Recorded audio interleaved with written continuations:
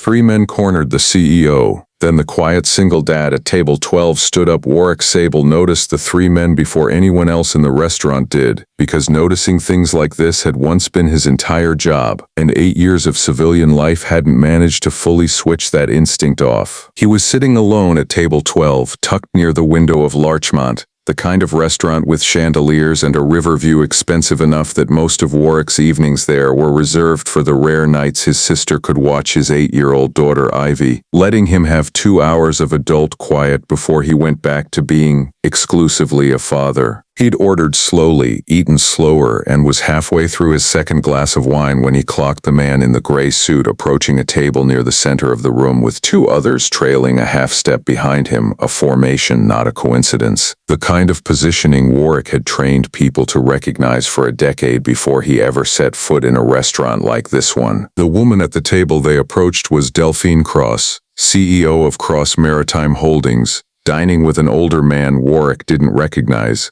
Later, he'd learn it was her father, Aldrich Cross, the company's founder and chairman emeritus. The three men fanned out around their table with a deliberateness that made Warwick set down his fork.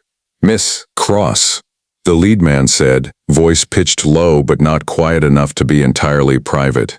"We need you to come with us, quietly. Your father's already agreed it's the smart move." Delphine's face had gone pale, her eyes flicking once toward her father, and Warwick watched something pass between them that wasn't confusion. It was fear, and worse, a flicker of something that looked like betrayal. What almost no one at Larchmont that night knew about Warwick Sable was that before Ivy, before the quiet accounting job he now worked from home to keep his hours flexible, he'd spent 9 years in a joint federal task force targeting organized financial crime, specifically the kind that moved through shipping and logistics companies, laundering money through inflated freight contracts and shell subsidiaries. He'd left the work after Ivy's mother died, unable to reconcile the unpredictable hours and genuine danger of the job with being the only parent his daughter had left.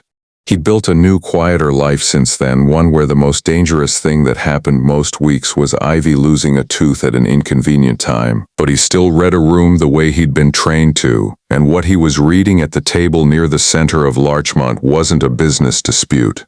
It was a controlled abduction, dressed up in expensive suits and restaurant lighting to look like something a room full of witnesses could talk themselves into ignoring. He stood up.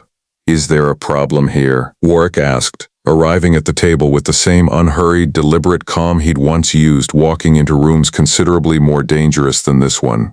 His voice was quiet, but it carried the specific authority of someone who'd learned exactly how to occupy space without raising his voice at all. The lead man, later identified as Corbin Metz, a fixer with a long, quietly documented history of handling sensitive extractions for clients who preferred not to leave fingerprints, turned to assess him, sizing him up in about a second and a half. "This doesn't concern you, sit back down." "It concerns me now," Warwick said, "because you just told a woman at a restaurant table to come with you quietly in front of 40 witnesses, which tells me you're either very confident nobody here will do anything about it, or you're not thinking as clearly as you'd like to be." Aldrich Cross, the older man, spoke up then, his voice tight with something Warwick would later understand as genuine distress rather than complicity. "Please, just let them talk to her. It's a family matter."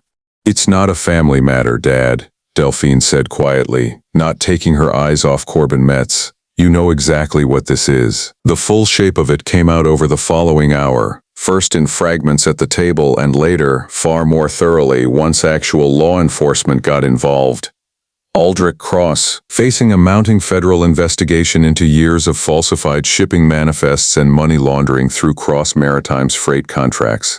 The very crimes Warwick had once spent 9 years chasing in a different city, on a different task force, before his life pulled him elsewhere, had been quietly cooperating with a group of fixers who promised to make the investigation disappear in exchange for control of the company. The price of that arrangement, it turned out, was Delphine's cooperation, or her removal as CEO, achieved tonight apparently, through exactly the kind of quiet, forceful persuasion Corbin Metz and his 2 associates had been sent to deliver in a public restaurant, betting correctly that most witnesses would look away rather than intervene. Aldrich hadn't fully understood, until that moment, watching his daughter's face across the table, exactly how far he'd let his own panic carry him.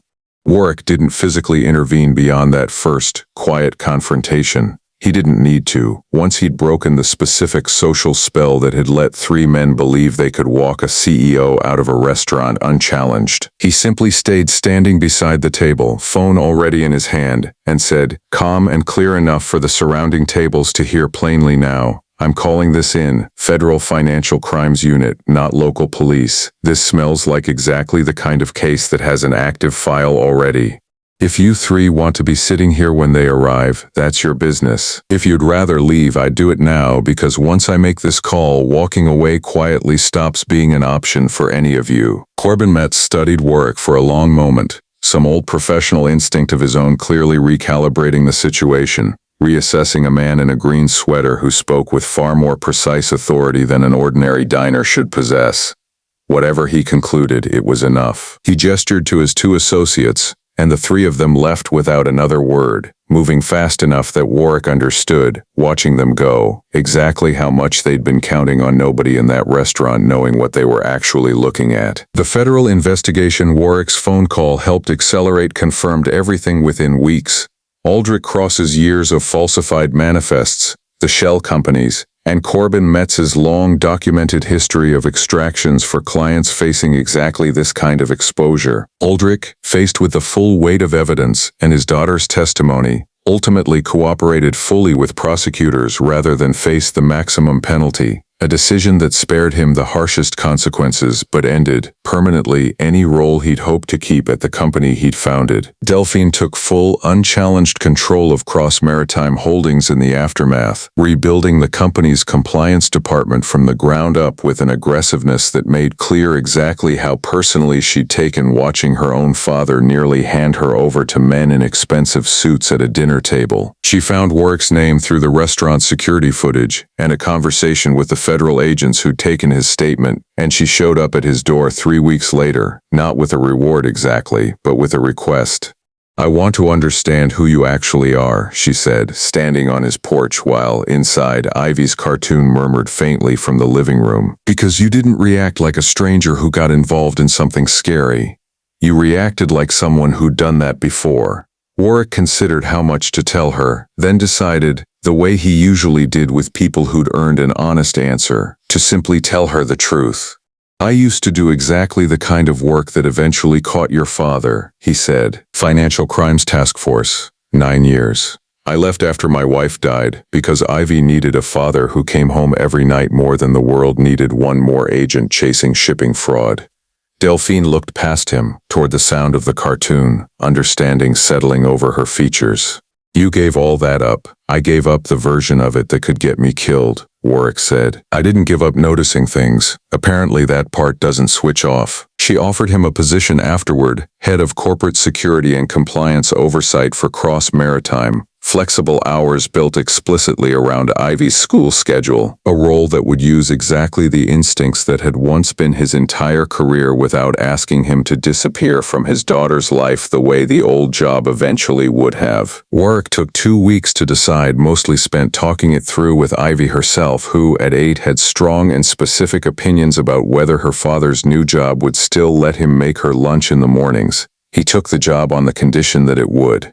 Delphine agreed without hesitation. Ivy still doesn't know the full story of the night her father stood up at table 12. Some details, Warwick has decided, belong to a version of himself he'll explain to her fully when she's older, ready to understand the specific, deliberate life he'd built to keep her safe from ever needing to worry about it. What she does know, because she asked him once plainly why he sometimes still watched restaurant doors a little too carefully, is simpler than the whole truth but no less honest for it. I used to help catch people who hurt other people for money, he told her. Now I mostly just make sure nobody hurts you, but sometimes if I see someone who needs help right in front of me, I still stand up. Ivy considered this with the particular seriousness of an 8-year-old absorbing something important. That's a good rule, Dad, she said, and went back to her cartoon, entirely unaware of how much quiet, deliberate history lived behind that single, simple sentence. The end.